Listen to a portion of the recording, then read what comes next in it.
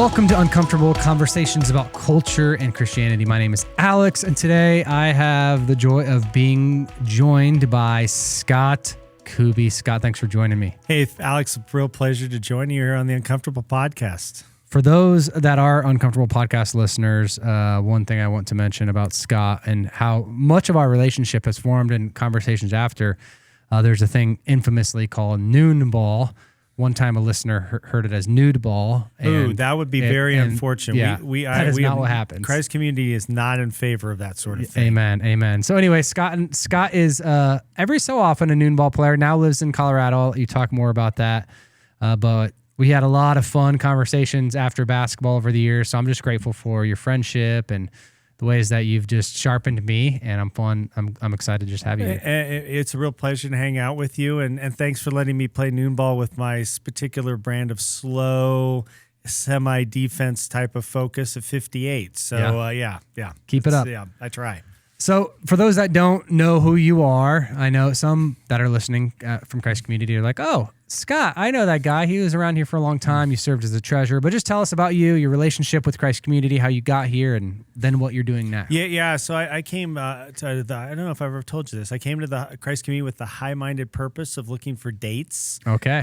Because I knew someone who might know someone, and that was a good reason to start. And they don't really care why you come. They just kind of care how you serve and grow. And I just had a great growth experience here. So I started in Christ Community in 1992. All right. And ended up being invited onto the elder board shortly after, a little while after Mark Ashton became the lead pastor. And as part of that became the treasurer. And served in that role for, I was an elder for about 7-8 years.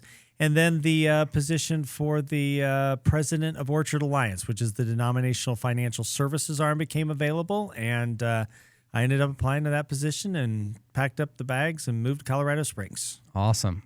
So what got you interested in finance? How did that journey, where is it from a child or how did you get interested in this? It's actually fantasy sports. Okay, really? Yes. Okay. Yeah. So it's as weird as this was, I used to play a lot of fantasy sports. And then I also had, when I was an undergrad, I did not do very well in finance. It's too late for them to fire me over that now. Okay.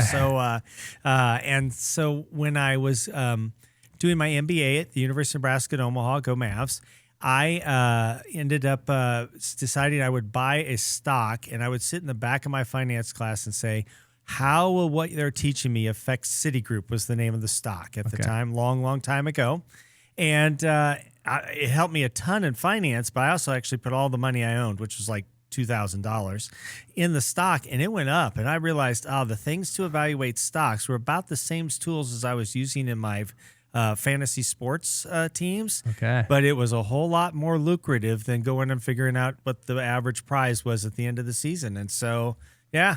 That's how it all started. A bad grade in finance and a realization that I could do the same thing in finance as I could in fantasy sports for more digits. That's fun.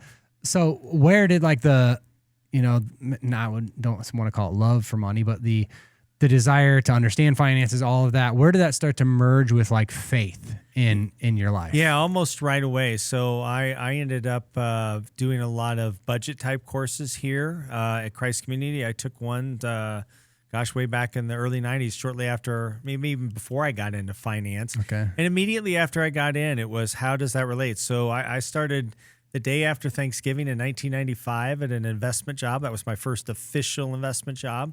And I think we launched a product that screened certain types of investments out a year later. Okay. And so it was just always been a part, because I think it's important to integrate your faith overall into what you do. It should affect everything you do. And so really from day one. Yeah. And Scripture talks pretty clearly about money. Some people get a lot of those scriptures wrong. They twist them. But one of the things that it says in the Psalms is the earth is the Lord and everything in it. Yes. God is the owner, not just of money, but everything. And so knowing that everything is God's, how does just having that mindset get into finances? Because finances, for us, we're like, well, if you want to own everything, make a lot of money, and then you buy stuff and you own it. So how do you relate? Yeah, to that? it's so I think it really relates the core concept of an idea called stewardship. It's what we have been given and entrusted with is truly not our own, even if we earned it through the creative skills and mind and effort that we put together. Those are still things that God allowed us to do, and so God really does own everything. And he entrusts us to be in charge of that and to use that well. Now, one of the hard parts is if you just stop right there. That sounds like nothing can be used for me. I shouldn't, my joy shouldn't matter. And that's not the kind of God that we serve. And so for whatever reason, our core theology about who God is seems to start to disappear when we think about God owning it all. And we feel like, oh, this is a burden and he just wants it back. And we're supposed to give all the money to the church and not enjoy it all for ourselves. I did this one time where what's something this person likes to do? Oh, they like to ski. You know what? God is okay if you like to ski and wants you to use his gifts in order to enjoy what you're doing. And then the next guy says, actually, it was a lady who says, my husband and his friend, they love to play Pokemon. Okay. And I'm like, you know what? That's a great, I'm like, no, it's not a great hobby. You're 20 some years old. You've got to give up the Pokemon at some point. But, that's just to dig on Pokemon fans and in general. But there is that God is the kind of person who loves to bless it. If God owns it all, not only do we have to use our assets well, but it's also equally true that God has a lot of money. And a lot of resources and a lot of assets, and he can bless you with some of those. And if he has, fantastic. It shouldn't be viewed as so much as a burden. I think that God owns it all, and he loves you, and he wants you to experience his joy and peace. And if money can help you do that, fantastic. And one of the ways to do that is to give some of it back, but not all of it by any stretch. Yeah. Well, I think one of the things that when we hear God owns it all, that automatically comes into our mind, or that, well, why do we need to give God anything back then? Right? Like if he owns it all, like what, and I'm just stewarding it, can't he get by without me? And probably could, but he doesn't want you to lose out on the joys of giving. I think I'm going to do a short video here in the next day or two. Think about the Grinch. I was just thinking, we were up at an ice exhibit up at in the Denver area, and it was they did ice sculptures of all the Grinch. It was really cool. It's the Gaylord Hotel, and the Grinch hit the, like, how low do you go on generosity? First of all, the Grinch stole everything, and then he realized he'd done the wrong thing, and his generosity was just to give back everything he'd stolen. That is not a very high bar when you get down to generosity. And yet, as the story shows, his heart grew 3 sizes larger.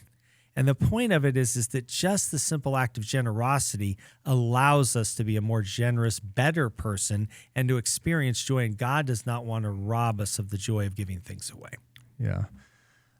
One of the things I've heard a lot lately, and I don't live in the financial world at all, but I've heard, seen articles, TikTokers, people in talking about churches and all that kind of stuff, talk about the fact that, like, the greatest wealth transfer, especially in our nation's history, is upon us. Like that it's coming up that all of these people have got all this money, they're going to die, and money has to get transferred. So talk to us a little. Is that true? And what are the things to be considering as we consider that? No, it's definitely true. I mean, we're getting this situation where baby boomers are starting to pass away. And so when they're getting into these ages where there's a lot of money being moved, and a lot of it will move before they pass away. And so there's this vast amount of wealth. The other thing that I recently wrote a blog called Who Wants to Be a Millionaire? And they're just a load of millionaires. There's the old game show. And one of the things that we looked up is, do you know how many people actually won the $1 million? 14. Oh, wow. Okay. That's not terribly many. And yet when you get down to it, way more wealth, way more millionaires are being created each day than were ever created on that show. Yeah. And there are a couple of reasons why, but one of them is very demographically interesting is, like, when my dad worked at AT&T, he retired with a 401k, but he also had a pension because he was there before the 401k was invented. And so he had this pension. Now that pension was truly wealth for him.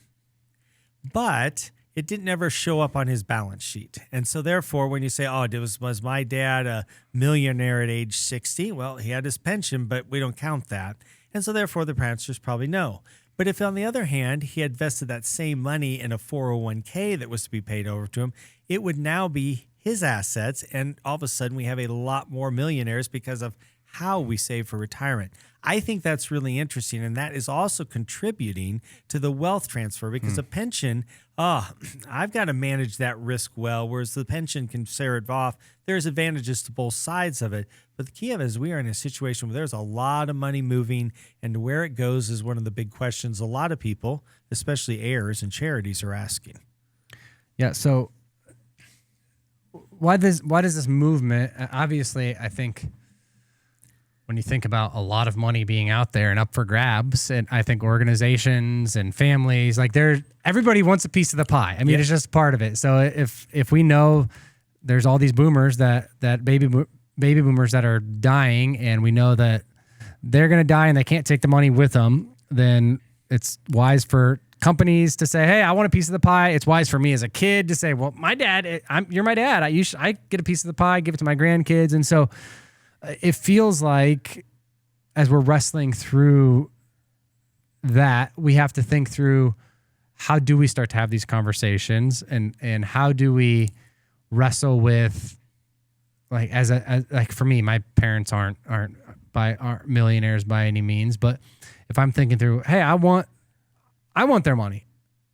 I don't want them to give their money to the YMCA or to Goodwill or to the church. I want their money. I'm their kid. They should set me up for success. And maybe that feels uncomfortable to a lot of people. So how do we start to like wrestle through that, especially with like kids and maybe adult kids and people that are giving, and we're trying to figure out how do they best steward that money? Yeah, and I think it's even more uncomfortable for everyone in this situation. So first of all, while you want the money, you also kind of know that, well, it was their money.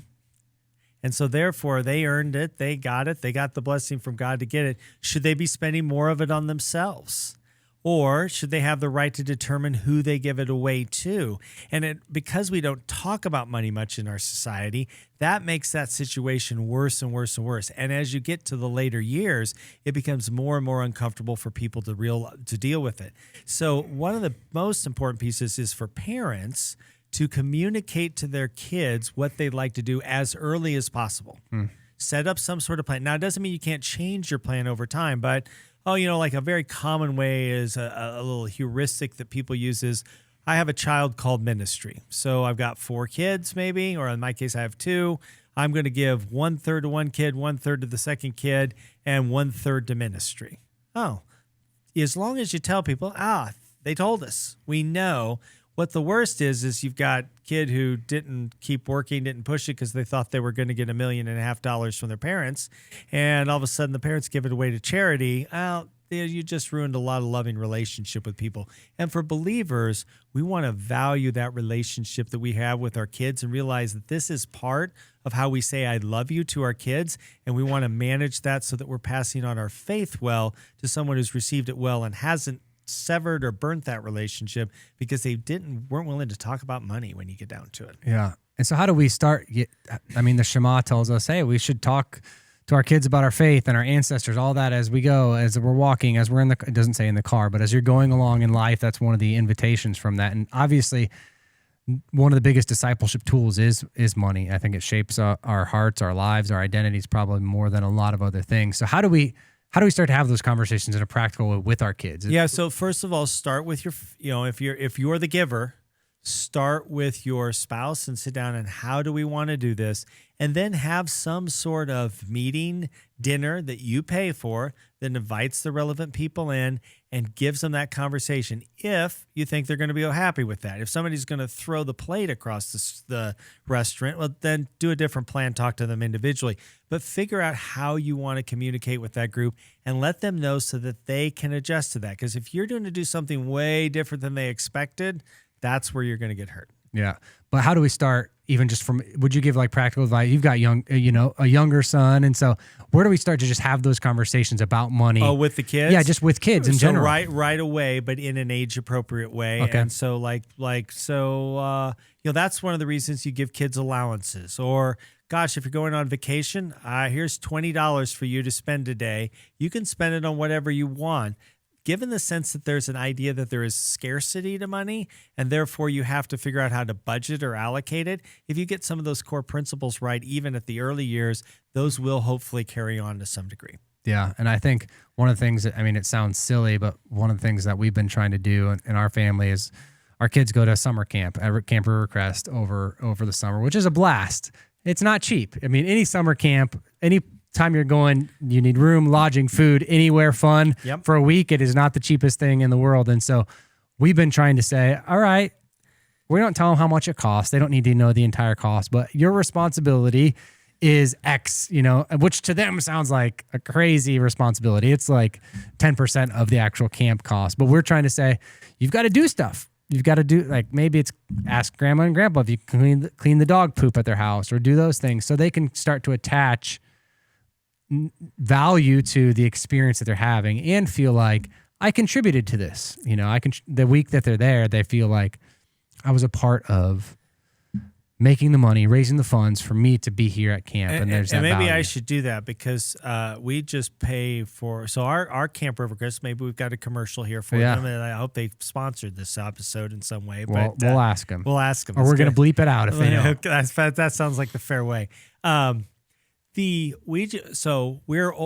you mentioned, I have a younger son. So I'm 58. I have a 10-year-old. And so one of the things when you have get a newborn, we adopted at 48, is you don't have grandparents who can actually watch a young child. So the only time that my wife and I actually spend time away from our son, both of us on the same night, is when he stays overnight at Camp Rivercrest. It doesn't matter what they charge us. Okay. Take my money. I actually have no idea what they charge us, and I don't ask, and I just try to extend. Oh, couldn't we go 5 days instead of 3? How many weeks can we sign up? Exactly. And it's just a different approach and different situation. So your tools are right, but if he doesn't raise the money, he knows I'm going to send him anyway because I really want him to go to camp. Yeah, that's awesome. Yeah. That's awesome. So how do we start to just make money? Because I think one of the things that makes money such a taboo topic is because it feels so personal, like whether it's, what I make or what you make or what I don't make, because I think we attach, it's one of the easiest, there's a number. So it's easy to know number go up, number go down, and then attach somebody's value. We even have titles like millionaire and we label people based on the amount of money, assets, their worth and value. So we assign that worth and value. So why do you think that is such a taboo topic just in the church, I think, especially? Yeah, it really is in society. So this may need to get bleeped out too as well. But I'm listening to some financial voices out there, and one of them I picked up this audiobook from a feminist financial author, and one of the things she pointed out was that in her space world, that people are more willing to get naked with someone than they are to ask them how much they are making as part of a relationship. We are talking, the bar is really high, and we are very uncomfortable with that kind of conversation of who to do that. And it's kind of weird and strange, but frankly, it's entirely true. And so we have really pushed money down as something we're willing to talk about. I would say is start trying to have conversations with people and do it in a way that is comfortable. So you know what? You don't need to post your net worth on your name tag next time you get together at the family reunion. That'd be wrong. But hey, start talking about your finances, things you're doing, how you're saving. Are you maxing out your 401k? What percentage of your gift? One of the key things, this is actually great advice for everything you do, is speak in percentages. Whether it's your portfolio, how much did it go up or down? It went up 7%. It went down 12%. That's not this. If you have $1 million and your portfolio went down 12%, you say, my portfolio went down 12%. Or you can say, I lost $120,000. Those are equally true, but the one is a lot more emotional. But you can say, we try to give above 10% of our income. That doesn't mean how much you give. It doesn't mean God loves you any more than he would otherwise. But if you can find some ways to introduce that in conversations with the people that are close to you, that can be really powerful. I overstepped this one time and I was rejected, kind of like when I take jump shots in the lane that I don't jump. Yeah. I get rejected quite a lot. And so I suggested to my small group that we would actually do our budgets together, which is one of the things that people recommend. And that was like, no, we're not going to do that. So you know what? Don't overreach. Start small. Have the conversations and start with the people that are closest to you. What was the hope for doing that? Is that you'd have some degree of accountability, advice that you could speak into, because money is just so often used as a expression of what matters to you. And so somebody who says, I really need to, as they look at the budget, I'd love to buy new custom-made golf clubs. Well, how often do you golf? I golf 4 times a year. How many do you think you're going to golf? 6 times a year? Do you really need to get custom golf clubs for 6 golf rounds a year and have some ability to help people shape in that? Or do you really need those golf clubs more than your wife needs a sewing machine and crafting is her biggest overall joy in life? So you help people out in expressing their values well through their financial decisions. Yeah, one of the things, anytime I get to do a wedding, with a couple, we have them work through a genogram and try to figure out a lot of things. So, hey, is divorce a part of your family history? Is a certain disease, heart condition a part of your family history? How did punishment work in your family? All of these things that often we bring to a relationship, because like you said, I think people are often willing to get naked with one another before they talk about all these really serious things that actually matter in a relationship. But one of those things is money. And one of probably the points of contention in a lot of relationships is missed expectations for how money is managed inside of a relationship, a marriage relationship, And if you don't have those conversations on the front end, then you get all of a sudden whiplash. Here's an story that one of my team uncovered that I thought was just horrific in its nature. So wife handles the grocery shopping in the family. Every time after she gets the groceries, she comes home, she hands the receipt to the husband, and the husband goes through and says, you could have got this cheaper at Aldi. You could have got this cheaper at Walmart. You could have got this cheaper at Target, and just goes right through and looks at it afterwards. If you want to get shot, that's a great approach, because I don't know if they'd actually put the wife in jail for that sort of thing, because that is a terrible financial practice at all sorts of levels. One of them is, man, if you're going to spend that much time looking at your wife's grocery shopping, you should actually plan the grocery shopping. Yeah. Because that's, as opposed to sit in that critic's space. It's also a challenge, though, because, and this is one of the things, like when you talk about finances, in couples, there's usually one who wants to think strategically about the finances more than the other. And so this person is always trying to take them to the financial destinations of the planning center, thinking about the future. And the other one is going, please don't make me do this all the time. And so part of the scrutiny is the scrutiny of the grocery bill is too high. You're using meet every month to see how you spent your money. Meet every quarter to see how you spent the money and how your investments are doing. Don't sit and scrutinize that. You're putting way too much emphasis. Money is important, but it's not that important. That's good. That's good. Let's talk about greed. I think scripture, and one of the things that often gets kind of misquoted in assigned to scripture is money is the root of all evil. And I think it's actually the love of money is the root of all evil.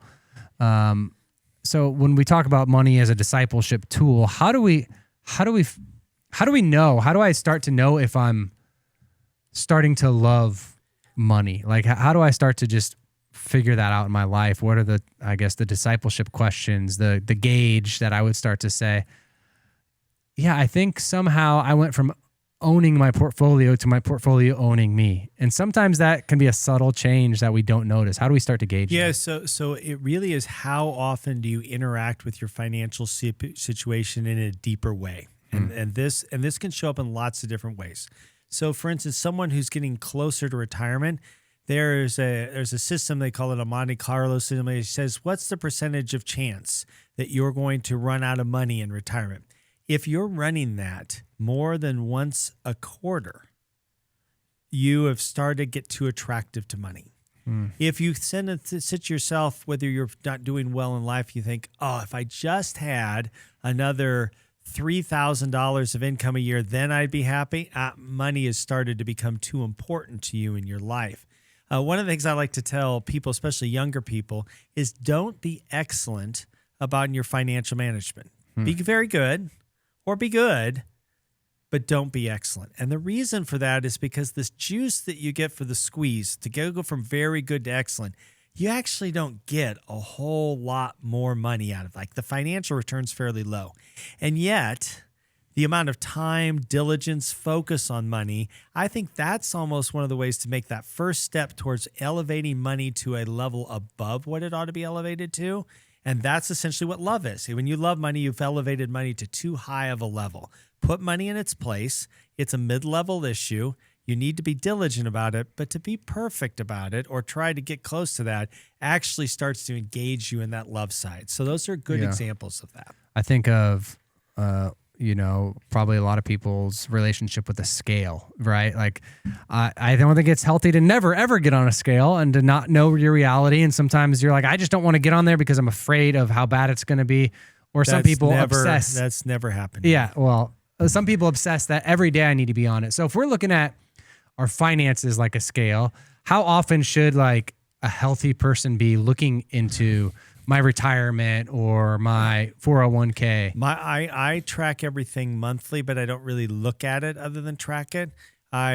Quarterly is when I look at see how well we're doing versus our goals, and then budget a larger update yearly with my wife. So the quarterly update is usually me, the more financially focused person, although my wife's really awesome with finances. Yeah. But we look at it quarterly. We look at our budget. We look at our budget and our financial situation effectively quarterly, and then a yearly planning situation where you really devote to it. But most of that quarterly update is me imparting information to my wife. One thing is important. Everybody has to be involved. So if you have no interest in finances and your spouse has tons of interest in it, you still have to participate. And that means you should likely own something and then, some part of the process, but also you have to be engaged, and they're responsible for giving you the information, and you have to be responsible for absorbing it at the level that you need to. If not, then we don't have an equitable relationship either way, and that can cause division as well. So if I'm a parent, you used the analogy earlier of 3 kids, child 1, child 2, and then ministry being one of those. Do I always have to split that 33.3% to all of my kids, or how do I start to wrestle through some of those conversations at different levels in life? So absolutely. So I was saying this is, should I give them to each of the kids equally? Probably not. What should my starting point be? An assumption that they all get it equally. So we'll take my situation, for instance. Right now in my estate, my younger son gets more than my older son. How come? He's 10. And if my wife and I pass away, somebody else is going to have to take care of him, and they need more money to do that than someone who's well out of the house. And so from that standpoint, so my 2 kids don't participate equally.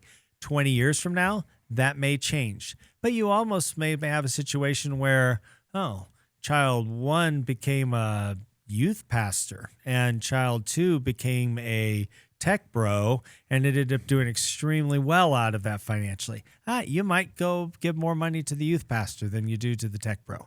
How do you explain that to tech bro? Because you're equally dad to youth pastor and tech bro. So like, how do you start to manage those conversations? You talk to tech bro and you say to him, gosh, hey, your brother hasn't done as well financially. We're really proud of who he is as a person. We'd like you and he to be closer in the amount of enjoyment and joy. So we're leaving some money to you because we want you to know we love you and care for you. But we're also sensing that, the love that you need from us, the value of the money that the tech bro is getting is not as high to him or to her as it would be to the brother. because the youth pastor really would benefit a lot from that money and experiences that of this love. It may be hard, and you may give more to the tech bro than you'd actually want to in order to maintain that relationship. Money touches about everything. Relationships are important. Don't put the money too high. Again, that's a kind of key theme that we bounced to a couple different times. Yeah. So if I've failed at that, or if somebody has failed, in those conversations and they've blown up relationships, or somebody's fear that, okay, my entire family is going to fall apart. I'm going to give them money, but my kids are never going to speak because of the decisions I made, on their behalf. How do I start to just wrestle through that? Maybe somebody that's wrestling through like, this was a wrong decision and I want my kids to still be in a relationship after I die. And we actually do this type of work all the time. Okay. So available at the Christian Missionary Alliance, we have a number of folks that are gift and estate design counselors who will not only sit down and say, where are you at spiritually? What has God placed in your heart? What's your family situation? And then what's your financial situation so that you can figure out the best ways to give the money. So for instance, you may have two kids, one of them who, say they're twins, one of them managed their money very, very well. And if you gave them $500,000, you'd probably still have most of it left when they reached retirement. The other one might blow the 500,000s very fast. You may set one, or if you don't want to make them bad, both of them up in a trust situation so the money gets distributed on a periodic basis so that the one who would tend to spend the money very fast doesn't have that ability to do so, and they would reap the benefit of it over time. That's an example when you work with experts like our teams in order to help that so that they don't make those mistakes. And there are tools and tricks and structures that might allow you to take a highly appreciated asset to fund the trust, and that when you pass away, the money all goes to charity or something like that. That can all be different ways of handling those ways so that no one feels offended. And so you use the financial tools not only to manage the taxes and the finances and the giving, but also the relationships at the same time.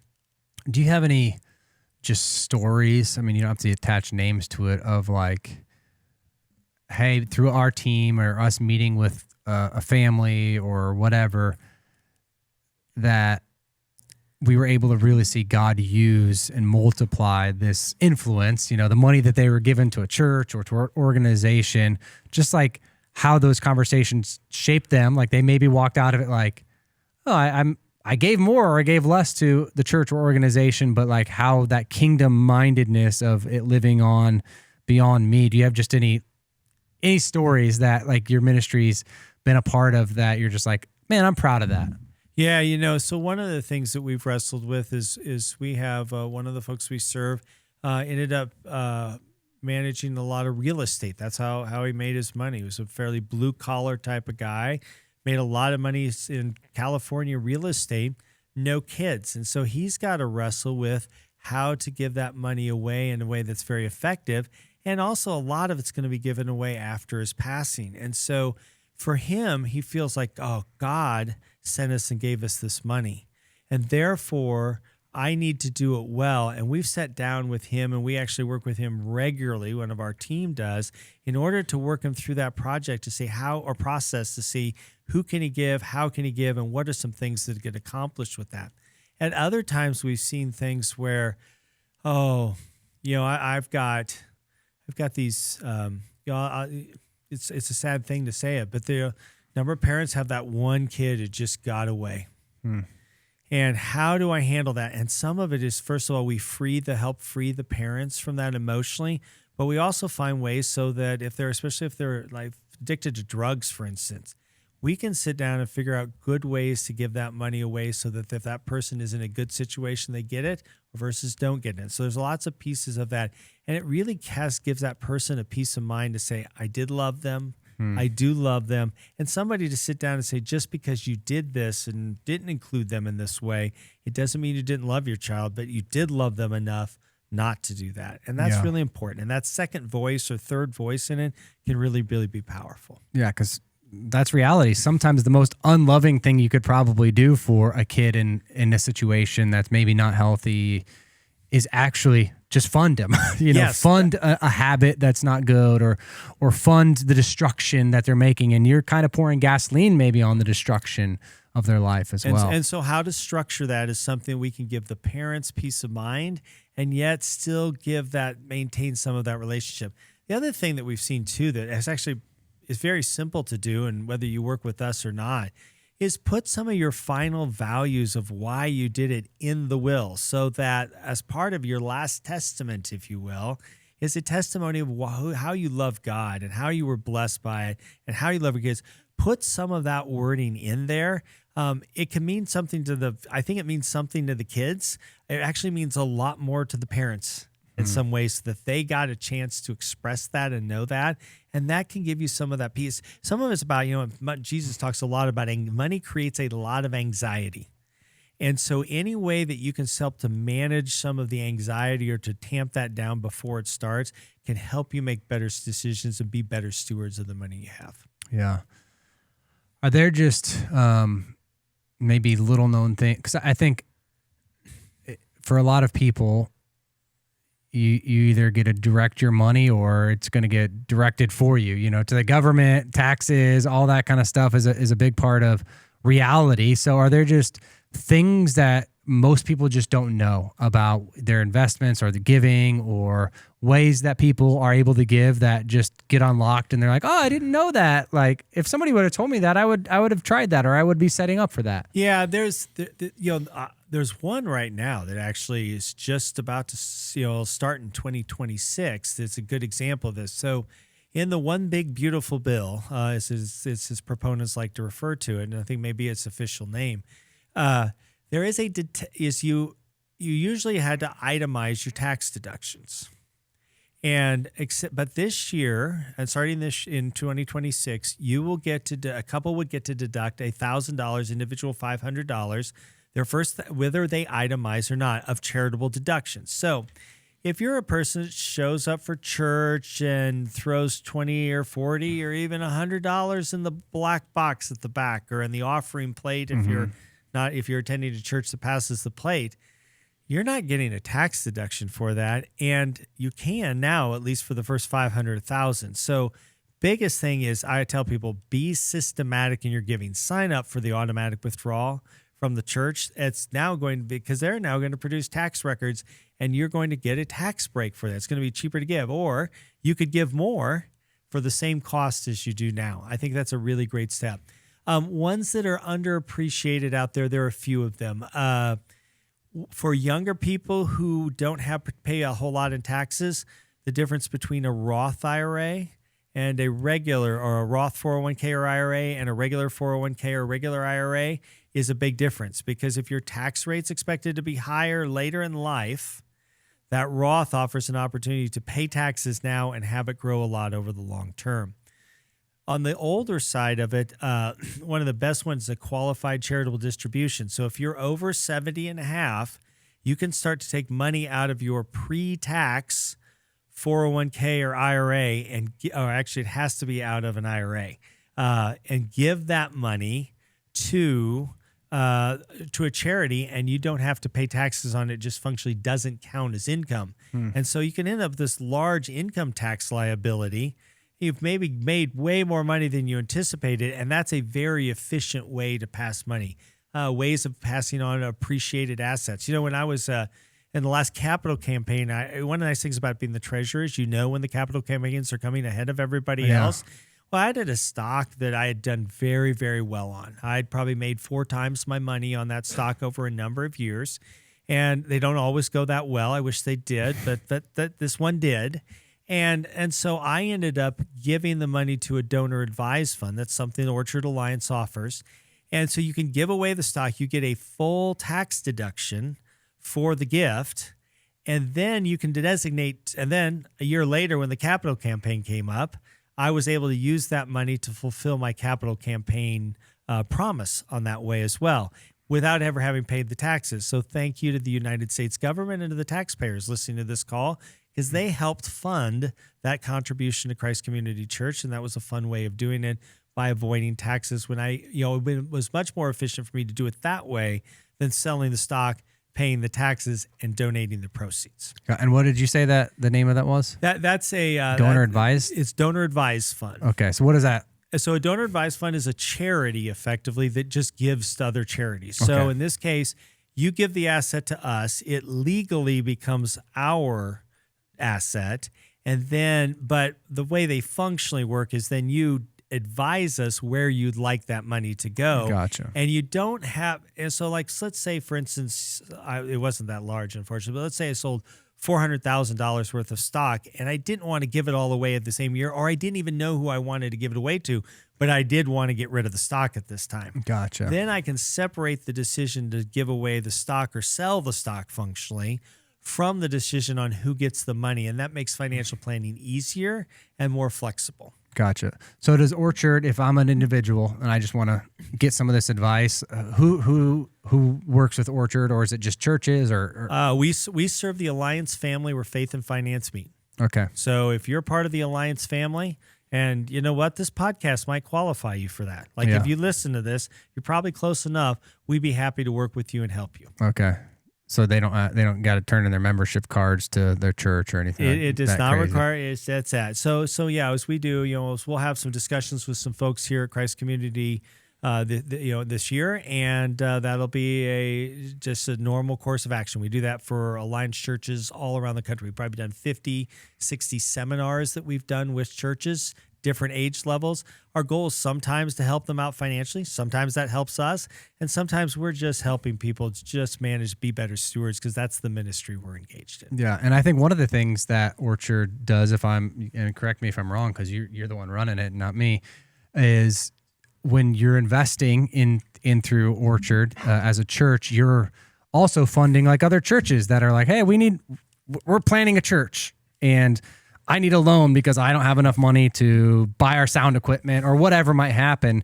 So there's that ability to invest into Orchard, who's investing into ministry. And individuals can do that exact same. So Okay. Alex, you could be a depositor with us, or an investor with us is actually the right term, because we offer things that are similar to something you might get to bank, but we are not a bank. And so we don't have FDIC protection.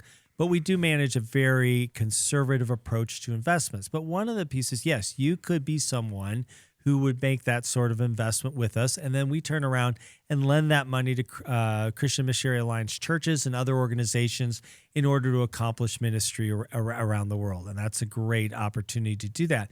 Now, there have been discussions with, I should do that with all my money because there's a lot of kingdom impact from that. And I would tell you, no, don't put all your money with it, because we're in a lower risk type of situation here, but we're also in a lower return type situation. Yeah. So people frequently use their emergency savings or emergency reserves. A portion of that might be with us. But on the other hand, your long-term retirement money at your age, Alex, should be invested in something more aggressive that's going to provide for your retirement.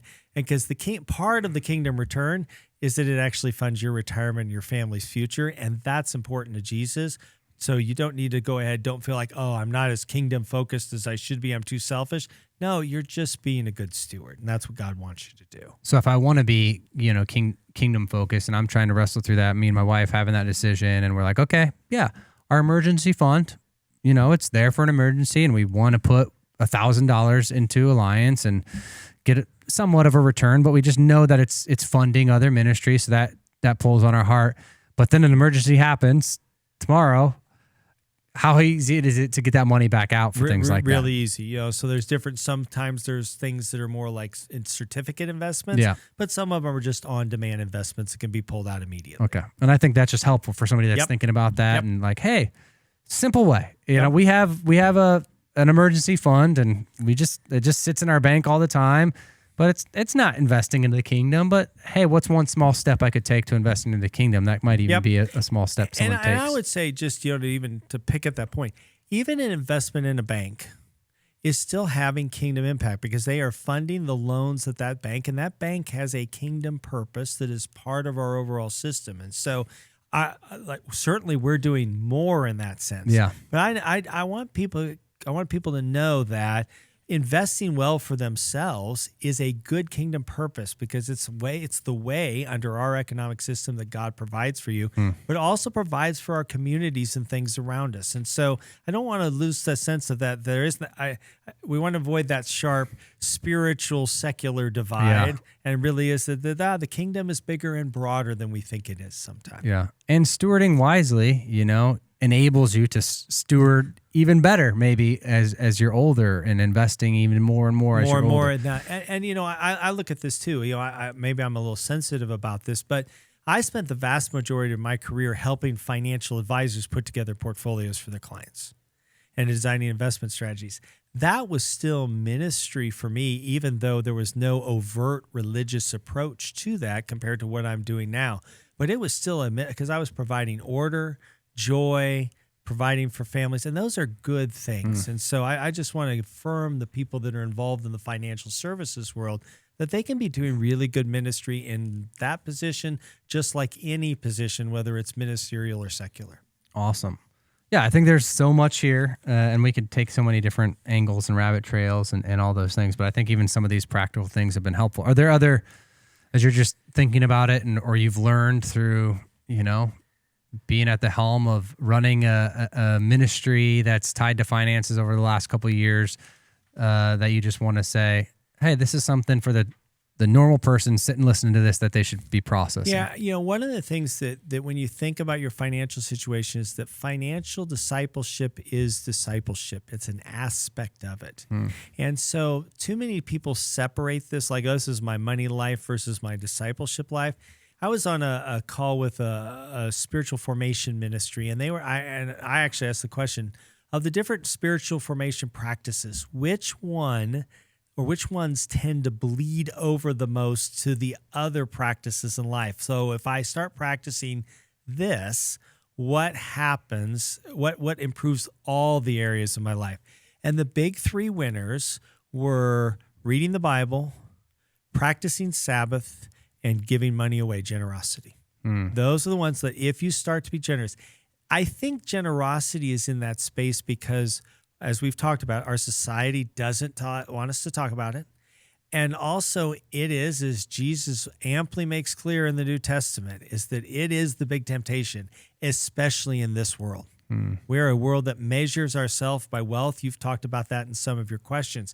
And so when we start giving money away, even small amounts, especially on a systematic basis, we get that big Grinch-like 3 sizes larger type heart transformation, which starts to affect our relationship with God. It removes some of the impediments to it. It opens us up to what other people are going around, how God's moving. There's something that really has a lot of spillover effect, way more oddly than like the service practice of going out and just helping people didn't have the same spillover effect as generosity did. So don't lose out on this opportunity to be a better disciple of Jesus by practicing financial discipleship and ultimately going closer to God. That's good. That's really good. Well, if somebody wants to figure out how to just look up Orchard Alliance or figure out any of those kind of things, maybe we pique their interest or other things that, keep up with you and some of the things that you're discovering, how do they do that? Yeah, best way to do that, our website, faithandfinance.org. So we have an orchardalliance.org, but faithandfinance.org is the best place to do that. We publish regular articles out on that site about and by age. So, I'm getting started. I'm leaving a legacy. So we put regular content out there as a great way to integrate that faith and finance together. That's the real joy that we have with that. And so that's a great place to find us. I write a monthly blog out there, and then find me on social media as well, especially LinkedIn and other places where I put out a video every 2 or 3 weeks about some interesting thing that, short video of how finances are touching our daily lives. Because that's where it's how can we get this into our daily lives to start transforming how we see money and make it from something that probably generally pulls us away from God to something that can move us in a better direction to God. That's so good. That's so good. Well, Scott, it's been fun. It's been fun to see you and have you join us on the conversation. And for everybody else, thank you for joining us today on the podcast. If you've got more questions or you want to reach out anytime, you can do so. Email us, podcast@cccomaha.org. Leave us a voicemail. It's been a while since we were able to play a voicemail to hear one of your voices asking a question, telling a story. You can do that 402-885-9930. Until next time, we'll talk to you then.